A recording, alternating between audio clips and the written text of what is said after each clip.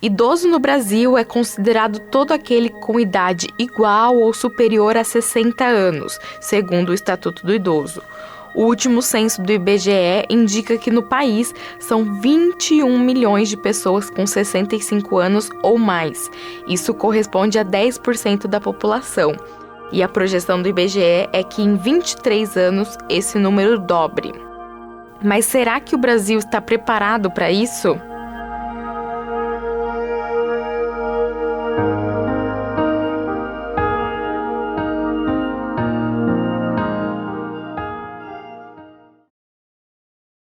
O Estado brasileiro está há muitos anos luz de lentidão para cumprir o seu papel de prover uma velhice digna e cidadã à população brasileira. As políticas públicas existem, os estatutos, as leis, os regramentos existem, são muito bons, mas a aplicação deles deixam a desejar e muito. A falta de aplicação dessas políticas públicas reflete literalmente dentro da casa dos idosos. Em Campinas, em 2017, foram 104 notificações de violência contra o idoso, e destes, 73 foram cometidos por quem mais deveria protegê-los: netos, filhos e companheiros. Foram 78 boletins de ocorrência enquadrados no Estatuto do Idoso nos últimos 3 anos. O delegado do Departamento de Polícia Judiciária de São Paulo Interior, Oswaldo Dias Júnior, acredita que grande parte dos casos de violência não foi notificada. Na sua grande maioria, os crimes contra os idosos ocorrem dentro de casa, muitas vezes praticados por entes familiares, muitas vezes praticados na calada da noite, diante de 4 paredes, aonde a exposição desses fatos não tem testemunha.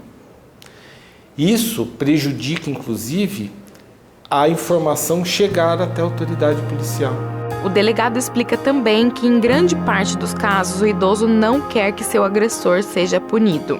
Por mais, às vezes, que o filho maltrate os pais, o idoso ainda se sente culpado do filho estar sendo preso. Isso é muito comum.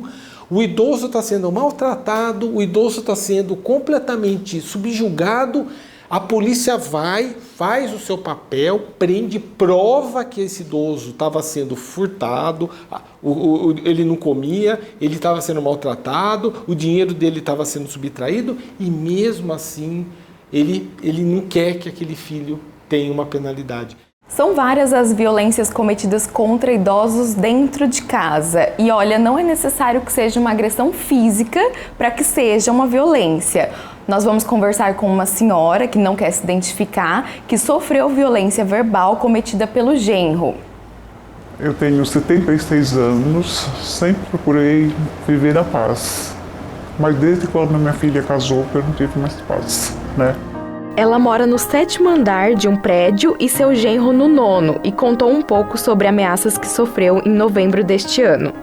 Chego na minha residência por volta das 8 horas da noite, estou sossegada no meu apartamento, toco o telefone, ela mandando eu não abrir a porta.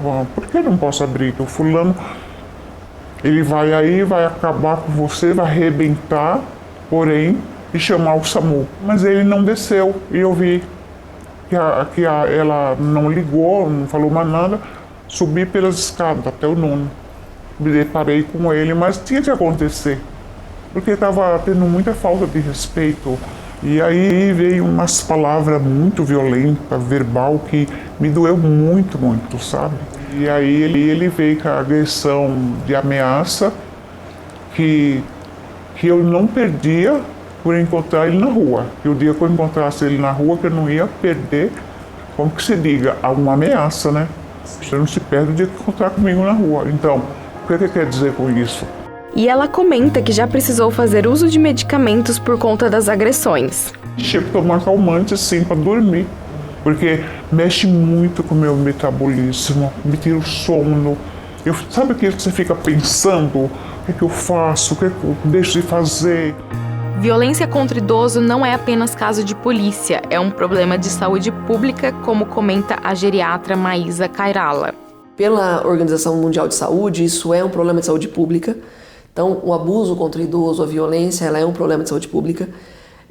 Os dados mostram que 1 a cada 6 idosos foram vítimas desse abuso, seja ele das suas mais diferentes formas, não dar o remédio, ou agredir fisicamente, ou abuso sexual, ou enfim.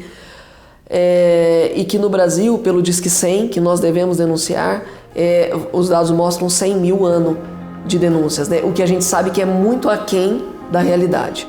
Os idosos muitas vezes não querem falar do assunto e não buscam ajuda para o sofrimento que estão passando. E isso reflete diretamente na saúde mental desse público. A maior doença ou a maior consequência que os maus tratos podem trazer é a tristeza e a depressão. Isso, inclusive, já é muito nítido nos estudos, já é cientificamente comprovado, e que isso acontece. E uma vez uma pessoa dessas com depressão, etc., tendo que ser tratada, aí sim, né, tem outras complicações que a depressão traz, como a própria demência por depressão, a piora clínica das outras doenças que ele tem. Acho que essa tristeza, essa depressão maior, acho que é o que pior pode acontecer para um relacionamento quando há uma agressão. O Estatuto do Idoso define em primeiro lugar no artigo 3º que é a obrigação da família assegurar ao idoso com absoluta prioridade a efetivação do direito à vida, à saúde, à alimentação, à educação, à cultura, o esporte, o lazer, o trabalho, a cidadania, a liberdade, a dignidade, o respeito e a convivência familiar e comunitária. Mas quando é essa família que violenta esses idosos, é dever da sociedade zelar por eles. Porque as famílias que cometem essas violências dentro de casa não vão contar.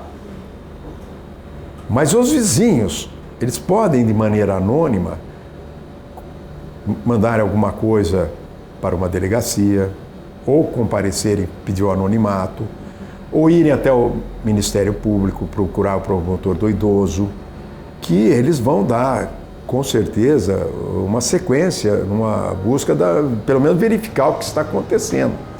Quem comete violência contra um idoso que é próximo, além de cometer crime, faz com que essa violência seja normalizada na sociedade.